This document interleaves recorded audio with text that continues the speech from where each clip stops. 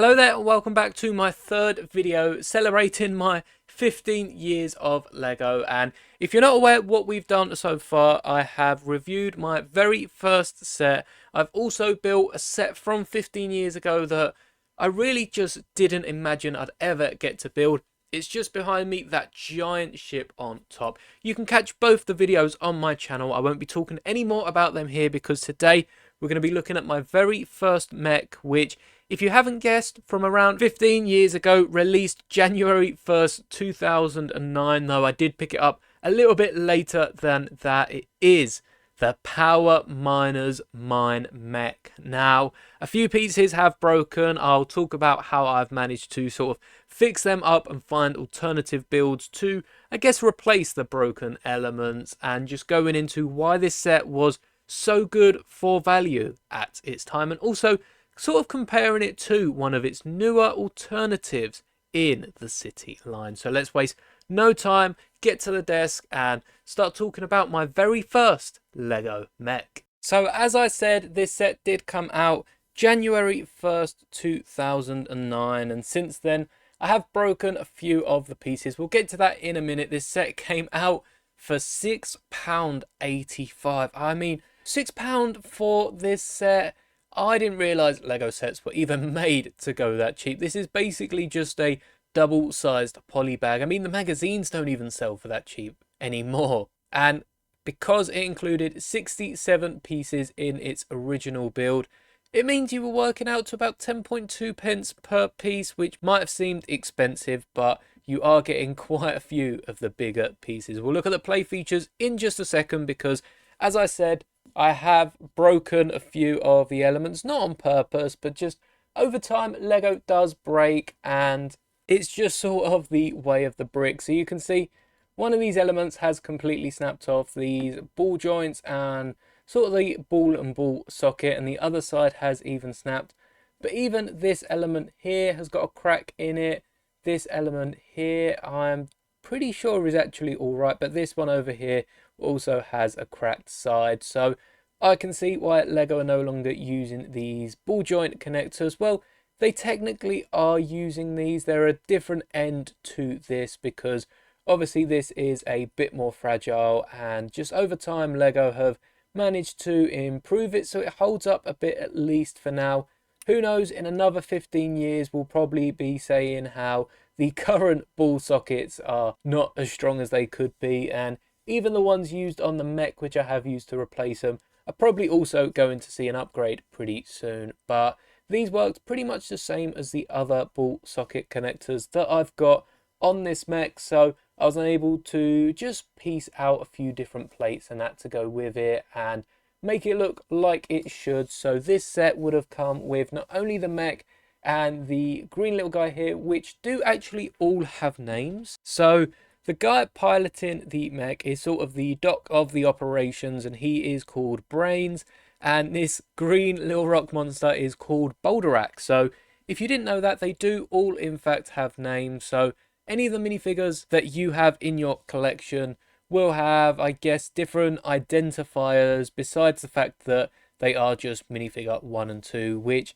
wasn't included in all sets. I think the C sets at the times didn't have named characters for another few years, but we see it nowadays with Friends having its own storyline, and of course other sets like Ninjago all have different named characters. But not only did it come with these two minifigures, it also came with this very nice looking crystal which sort of energized the little rock monsters, and that's what the power miners were sort of hired to stop the rock monsters eating these crystals, for if they consume the crystals they would be more powerful. And we see in the second wave they increase in size, then there's a giant one in the third wave, and I think there's even a mech which goes even bigger than that. So they don't want them getting more powerful because it was causing earthquakes and the likes in the city above. So it does fit in with your Lego city, but you might have noticed we've actually seen these crystals pretty recently, and you will in fact not be wrong. So before we take a look at the set, I just want to show off the brand new crystal elements we're getting in Lego City Space, which are this purple glittery sort of crystal. You can see in the light just how much it glistens compared to the just transparency of the other element. It's sort of a new opal color that has given this cool glitter effect to a load of different pieces. We even saw it in the Sonic line in the nice blue to represent the waterfall. But I really like both of these for just how unique they are.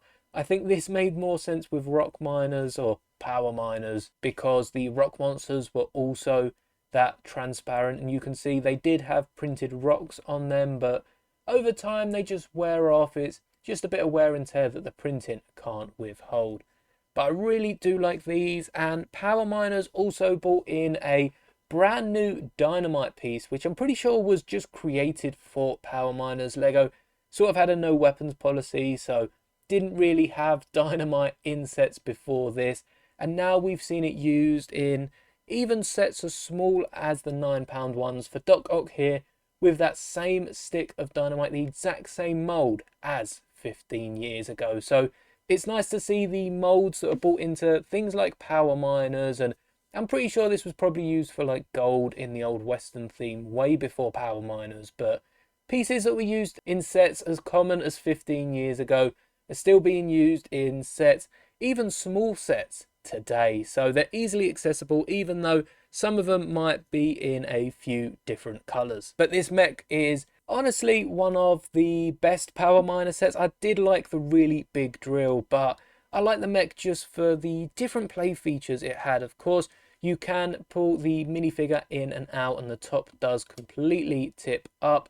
You've also got the pickaxe and the dynamite, so they can mine some rocks and blow up any of the rock monsters. And I'm pretty sure there was a feature, or there was some sort of illustration in one of the instruction manuals that got you to feed the rock monsters the dynamite instead of the crystals. You can sort of swap them out. So they didn't exactly tread lightly with this theme, but both of these can clip to the sides just like you see the weapons in the modern day mechs.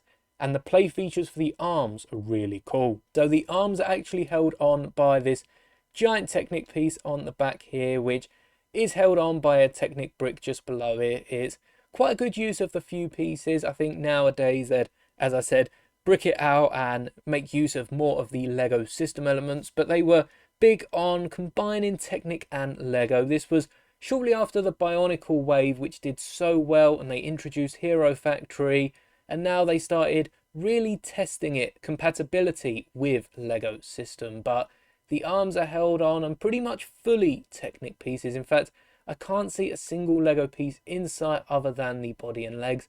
But this arm was able to spin and was some, I guess, like chainsaw. I guess there's no chain, but it was this rotating blade that could, I guess, cut through all the rocks. And the other arm are these pinchers here, which you're actually able to hold a rock monster just between here. You can sort of grab its feet, pinch it over the rock monster, and you're able to sort of stop him from eating any of the other crystals, which is a very nice play feature. I guess you could also give the crystal to the Power Miner themselves, but it's a really fun little set. And again, the very first mech, compared to nowadays, it might be a bit short, lack a few pieces, because there's a few giant pieces down here, and don't forget, it may look like there's a few pieces here, but all they were was just these one pieces that pretty much the foot is made with 5 pieces, which is absolutely crazy, but they definitely made use of the bigger pieces to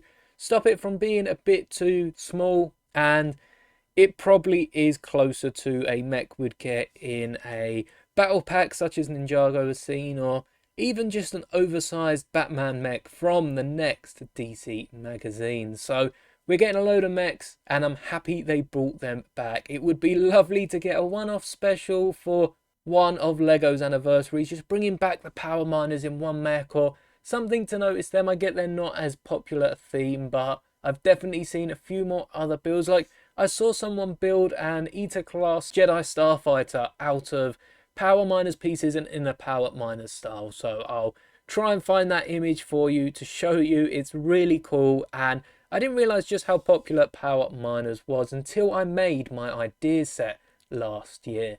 And speaking of, I do have another idea set up. It's not one you can vote for, but you can still comment. So be sure to go over and check that out. I do appreciate all the support, and that is my first Lego Mech. So it is part of my 15th year celebrations. I put this back together. So I don't think I will be putting together the other Power Miner sets, but if you would like to see that happen, do let me know in the comments. I'm sure I can try and find all the pieces for you, and let me know anything else you'd want to see. Of course, there is much more fun coming this week, so stay tuned, be sure to subscribe, and drop a like if you enjoyed this video, or even have this set for yourself. And as always, may the bricks be with you.